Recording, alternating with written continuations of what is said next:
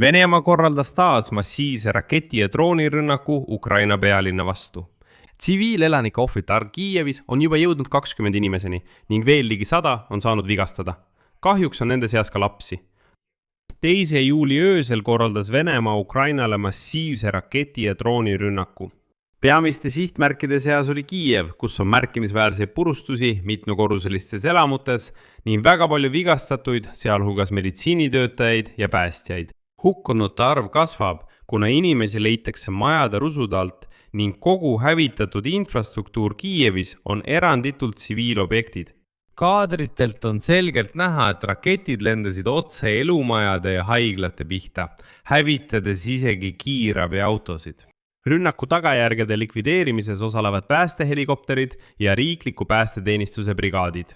Euroopa on sellele barbaarsele sõjarünnakule juba reageerinud. Kiievis Euroopa Liidus teatati, et Vladimir Putin tahab meeleheitest lihtsalt kogu Ukraina rahva hävitada, mis tõttu ta ründab ka tsiviilelanikke. Ja just praegu valmistab Euroopa Liit ette uut sanktsioonide paketti metsistunud Moskva vastu. Kahjuks võib sellest siiski jääda liiga väheks, sest see öö näitas, et Patrioti süsteemidele napib kriitiliselt rakette. Peaaegu kogu Vene ballistika jõudis sihtmärgini. Minu nimi on Aleksei Petši, arutame koos Venemaa öise rünnaku tagajärgi Ukraina pealinnas ja mujalgi, sest löögi all oli mitte ainult Kiiev. Aga enne kui alustame, palun tellige kanal, pange videole like ja kirjutage ükskõik milline kommentaar, et võimalikult paljud vaatajad näeksid seda videot YouTube'is.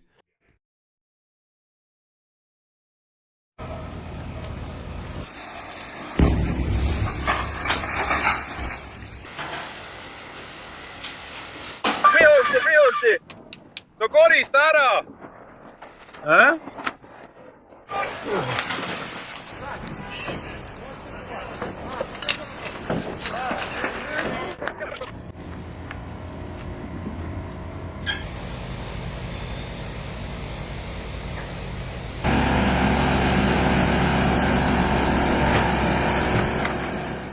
Niisiis, Vene barbarlik rünnak Kiievile algas 1. juuli õhtul Shahedi reaktiivdroonide rünnakuga.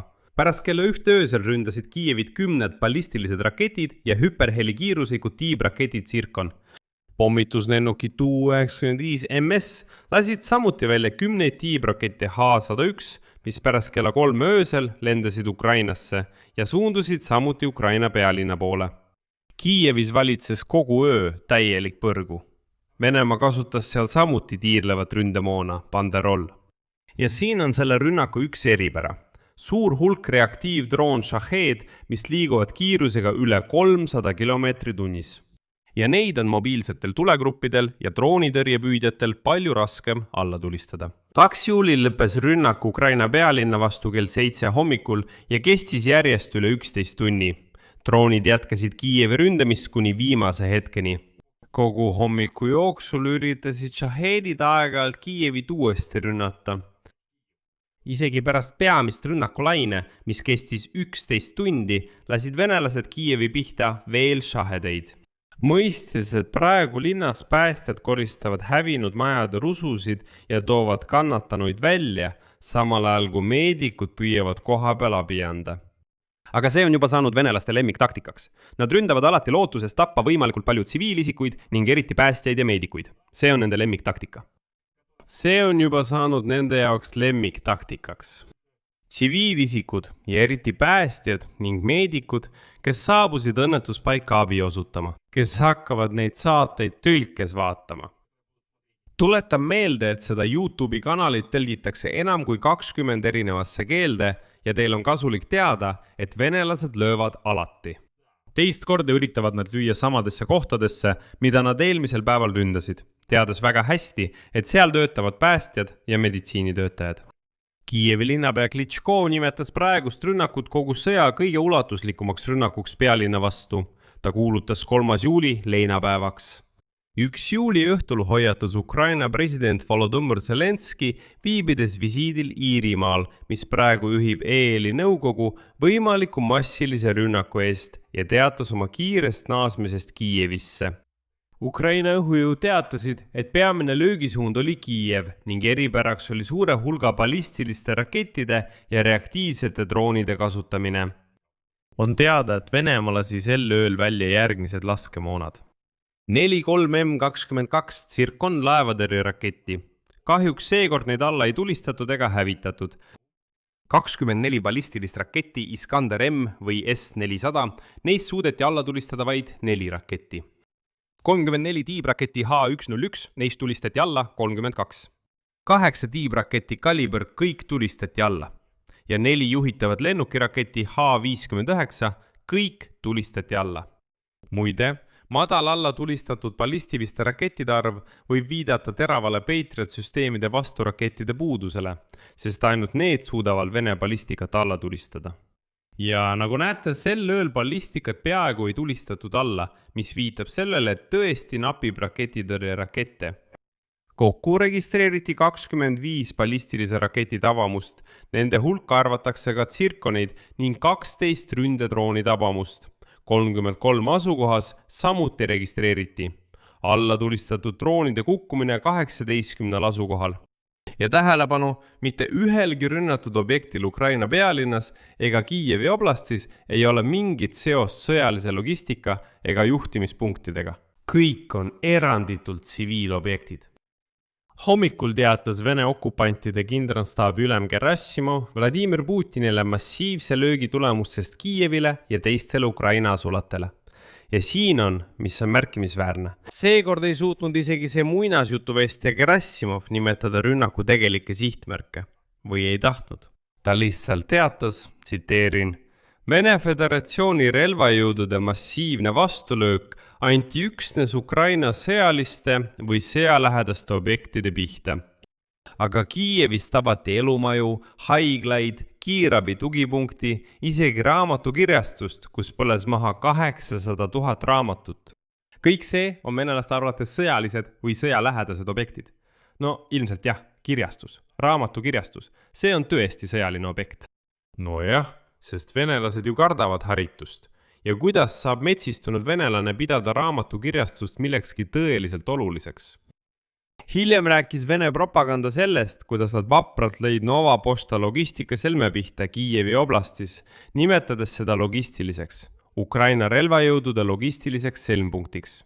Ja kõik. Ehk siis Kremlis ei üritata enam isegi varjata, et nad sihilikult ründavad just elumaju ja haiglaid üle kogu Ukraina. Nad ei ürita enam isegi kuidagi konkreetseid objekte nimetada, kuhu nad lõid. Varem oli kuidas? Öeldi, et rünnati sõjatehast, aga selle kõrval oli elumaja. Ja siis tabati elumaja. Nüüd nad ei vaevu enam isegi seda tegema, ega ütle, jah, lõime elumajade pihta. Ja pärast seda öist rünnakut tahame tuua Vladimir Putini tsitaadi.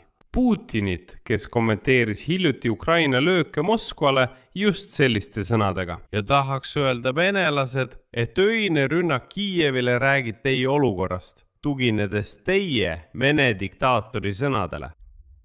Režiim taganeb kogu kontaktjoonel ja on seetõttu asunud avalikult terroristlikele tegudele.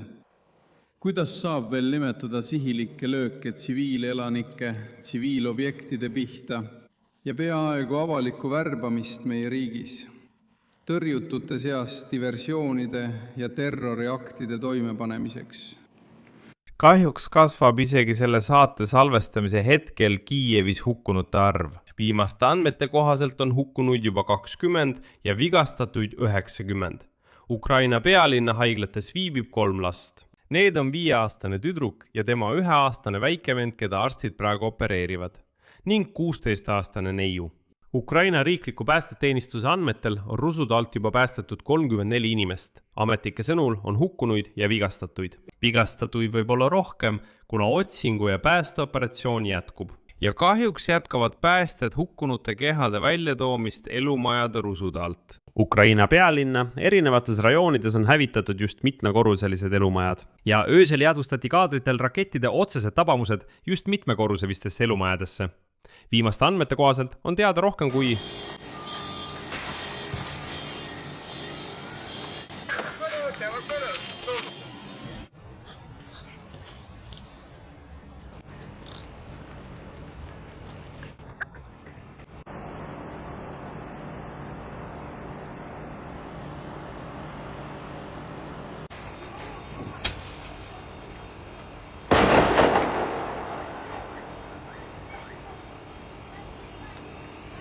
raketti lõid tiimatorso.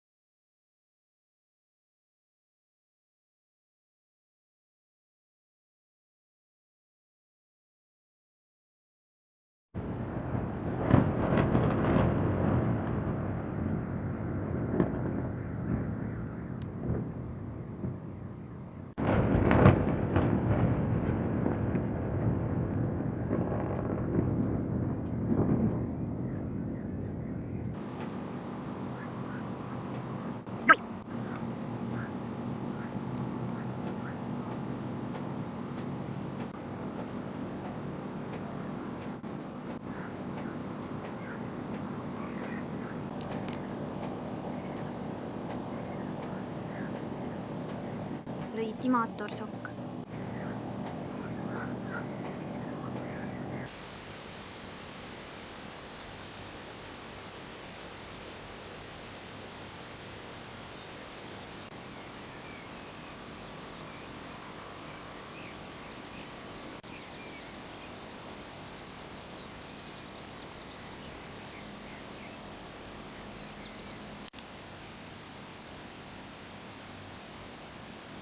Viimaste andmete kohaselt on teada rohkem kui 30 asukohta. Linnapea Klitschko teatas, et kiirabihaigla alajaama tabati. Vigastada sai 6 meditsiinitöötajat ja autojuht ning 9 kiirabiautot on kahjustatud. See tähendab, et Kreml ründas kiirabiautosid, et oleks vähem võimalusi päästa nende pommitamise ohvreid, kes lamavad majade rusude all. Veel südaööl pärast Vene droonide tabamust Kiievi kesklinnas, ajaloolise hoonestuse piirkonnas, puhkes tulekahju hotellis.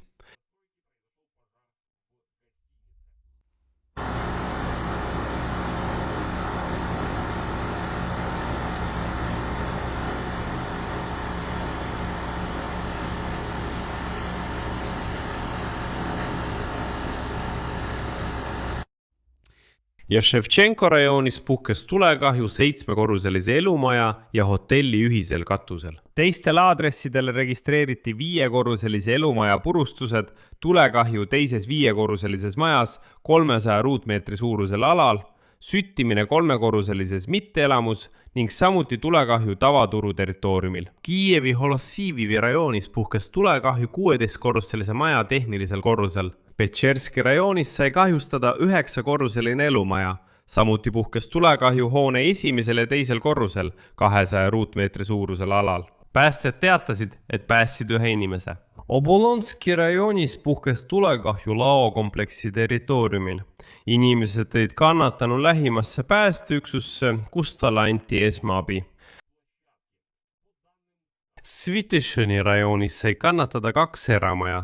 Desnjanski rajoonis 9-korruseline elumaja. Ukraina siseministri Ihor Klimenko sõnul sai Svitešini rajoonis kannatada 2 eramaja.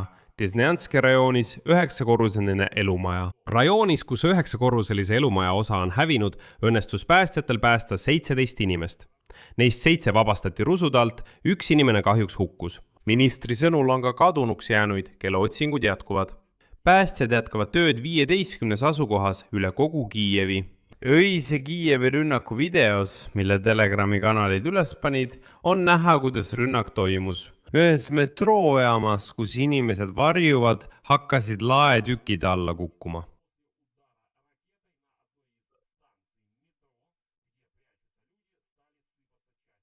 Aga kuidas täpselt? On teada, et tiibrakettide rümbad liikusid Ukrainasse. Läbi Sumõ oblasti ja lõunast. Põhja poolt liikusid nad läbi Tšernigivi oblasti Kiievi suunas. Lõunast suundusid raketid läbi Kirovogradi oblasti Tšerkassa oblastisse. kell 3 öösel teatasid õhujõud uutest ballistilistest rakettidest, mis ründasid taas Kiievit. Kell 3:05 pöördusid raketid Tšerkassov oblastist taas Kiievi poole ning tiibraketid Tšernigivi oblastist ründasid Kiievit idast. Samal ajal teatasid seirekanalid täiendavatest kaliibri tiibrakettide väljatulistamistest merelt. Pärast kella 3:13 ründas veel üks tiibrakettide grupp pealinna idast vasakkalda rajoonide pihta. Seirekanalid märgivad, et osa rakette tungis linna keskusesse ja ründas Lukjanivkat, Petšerskit ja Oboloni. Vasakkaldal sihiti Tarnetsat, Božnjakit ja Trošanat. Üldiselt ründasid raketid Kiievit peaaegu igast suunast, põhjast, idast ja lõunast. 3 tundi ja 25 minutit pärast südaööd teatasid õhujõud uuest tiibrakettide lainest Kiievi suunas Tšernigivi poolt. Samal ajal lasid venelased välja laineid Šahedi droone. Kell 4 hommikul lõi Venemaa taas Kiievit 2 ballistilise raketiga põhja poolt. 5 minutit hiljem teatasid õhujõud, et uitlaskemoon Banderol lendas Kiievi suunas idast. Pärast kella 4:20 hommikul lähenes Kiievile idast veel mitu Banderoli. Neile järgnesid põhja poolt linna rünnanud veel 2 reaktiivset Šahedi. Järgmisel tunnil lendasid linna eri suundades sisse vaid üksikud droonid. Osa droonidest lendas Kiievisse läänest ja ründas linna lääneosasid. Kell 6:30 hommikul teatasid õhujõud uutest Šahedidest, mis suundusid Kiievi poole veehoidla poolt. Ja alles pärast kella 7 hommikul lõppes rünnak ning õhuhäire tühistati. Samal ööl ründasid venelased Zaporižja linna. Lõpuks otsustasid venelased julgelt võita Ukraina vorsti. Ja see ei ole nali. Zaporižjas tabas sel ööl rünnak jubileinui lihakombinaati. Samuti lõid venelased veel ühte Nova Pošta terminali. Kahjustatud on laod, kahjustatud on kontoriruumid, kahjustatud on kõik, mis ütleme nii, võimaldas meil töötada Zaporižja linnas ja Zaporižja oblastis. Ja kui kiiresti eile Ukraina päästeamet kohale jõudis? Väga kiiresti. Kiiremini kui mina. Väga kiiresti, sest siia ei ole ma kaugele sõita ja umbes 2-3 minuti jooksul olid nad kõik juba kohal, nii politsei kui ka päästjad. Ja poisid hakkasid õigel ajal oma tööga pihta, kõik on hästi. Küsimusi tuleb igalt poolt, aga mul neile etteheiteid ei ole. Nad kustutasid tuld kuni hommikuni. Subtiitrite toimetaja Jegorova. Ja siin märgin ära, et Venemaa ründab Ukrainat rakettide ja droonidega praktiliselt iga päev, eriti rindelähedasi ja piiriäärseid piirkondi. Viimastel päevadel olid sihtmärkide seas Kiiev, Dnipro, Harkiv, Poltava, Mirgorod, Zaporižja, Kremenščuk, Odessa ja paljud teised linnad. Iga päev hukkub erinevates linnades pommitamise all inimesi ning Kreml ei püüa enam isegi neid rünnakuid mingite sõjaliste eesmärkidega õigustada. Nad löövad lihtsalt tsiviilelanike pihta. Näiteks olid peamisteks sihtmärkideks viimastel päevadel venelaste rünnakutest tanklad, mida Venemaa püüab hävitada rindeäärsetes ja teistes piirkondades. Nii näib, et kiilakas kääbus Vladimir Putin püüab kätte maksta Ukraina rünnakute eest Venemaa naftatöötlemistehaste vastu. Euroopas on juba reageeritud venelaste rünnakule Kiievi vastu. Näiteks Euroopa Liidu kõrge välisasjade ja julgeolekupoliitika esindaja Kaja Kallas ütles, et ainult hukkamõistvatest sõnadest ei piisa. Järgneb tema tsitaat. Täna teen ettepaneku kehtestada vastuseks nendele rünnakutele sanktsioonid veel suurema hulga üksuste vastu, kes toetavad Venemaa sõjatööstuskompleksi. Mida sagedamini Moskva ründab tsiviilelanikkonda, seda rohkem sanktsioone tuleb kehtestada. Aga ma parandaksin siin natuke Kaja Kallast. Tuleks tegutseda veidi teises järjekorras. Mida rohkem sanktsioone kehtestatakse metsikute venelaste vastu, seda vähem ründab Moskva Ukraina tsiviilelanikkonda. Ei tohiks tegutseda nii, nagu nad praegu räägivad, et mida rohkem rünnakuid tsiviilelanike vastu, seda rohkem me kehtestame sanktsioone. Ehk siis te ootate, kuni Ukrainas tapetakse rohkem tsiviilisikuid ja alles siis kehtestate rohkem sanktsioone. Mis loogika see on? Minu arvates on juba alates 2014 aastast. 12 aasta jooksul kõigile ammu selge, kes see olend nimega venelane tegelikult on. Ukraina on metslane, barbar, kes püüab hävitada kogu Ukraina rahvuse. Seetõttu ei ole vaja oodata uusi lööke Kiievile, et kehtestada mingisuguseid sanktsioone. Neid oleks pidanud juba eile kehtestama. Tuleb kehtestada sanktsioonid kõigele. Tuleb venelased maksimaalselt tsiviliseeritud maailmast ära lõigata. Tuleb neid maksimaalselt isoleerida. Tuleb teha kõik selleks, et nad ise keeksid selles purgis nimega Venemaa. Las nad seal korraldavad oma ämbliku võitusi ja hävitavad üksteist ise. Pole vaja oodata mingeid rünnakuid. Samal ajal võis Ukraina esmakordselt kasutada oma kaugmaabalistilist raketti lahingutingimustes Venemaa territooriumi ründamiseks. See on tõeline sanktsioon. Ilma Kiievile lööke ootamata tuleb lüüa selle räpase Moskoovia pihta. Bloombergi ajakirjanikud pöörasid tähelepanu Venemaa Föderatsiooni kaitseministeeriumi värskele kokkuvõttele. Selles väidab Venemaa ametkond, et ööpäeva jooksul olevat venelaste õhutõrje väidetavat alla tulistanud. Pika maa operatiivtaktikalise raketi, samuti 7 lennupommi ja üle 600 drooni. Bloombergi agentuur rõhutas, et venelaste avaldus ilmus Ukraina kaitseettevõtte Firepoint uudiste taustal. Seal teatati hiljuti, et nende ballistiline rakett FP9 on juba jõudmas lennukatsetuste etapile. Ja nad ei vihjanud sellele, vaid ütlesid otse, et seda raketti hakatakse katsetama lahingutingimustes, lastes selle venelaste pihta. Esmastel andmetel on ballistiline rakett FP9 spetsiaalselt välja töötatud Venemaa Föderatsiooni sügavusse löökide andmiseks ning selle laskekaugus on umbes 850 kilomeetrit. Samal ajal teatasid Venemaa Z-Wave sõjakorrespondendid, et Moskva oblastis tulistati teisipäeval raketiohu režiimi ajal tõenäoliselt alla Ukraina ballistiline rakett, ehk nad kinnitavad seda. Z-kanali andmetel ründas sihtmärki piirkonna õhuruumi katvatest õhutõrjesüsteemidest S-300 ja S-401 neist, teatas Z-kanal sõjaline teavitaja. Suurel kõrgusel, mis ei ole iseloomulik drooni või tiibraketi lennule. Samuti tekkis maapinnale suur kraater alla tulistatud ballistilisest raketist. Ukraina seirekanalid on juba avaldanud kaadrid rünnaku tagajärgedest, kus on näha suitsuriba taevas ja suitsusammas, tõenäoliselt mürsu kukkumiskoha kohal. Ja see kanal sõjaline teavitaja kirjutab, et pole välistatud, et tegemist võis olla Ukraina ballistilise raketi tõrjumisega.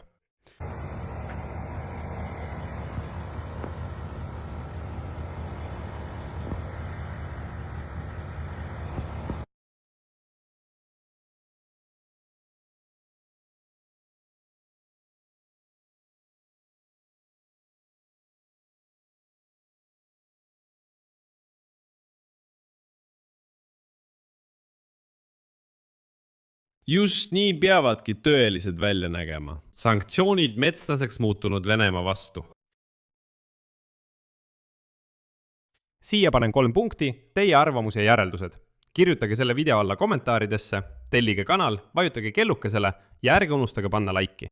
Kui soovite toetada selle YouTube'i kanali tööd, saate seda teha tehes annetuse ükskõik millise lingi või rekvisiitide kaudu, mis on selle video kirjelduses. Sellega on kõik, hoidke end, kõike head!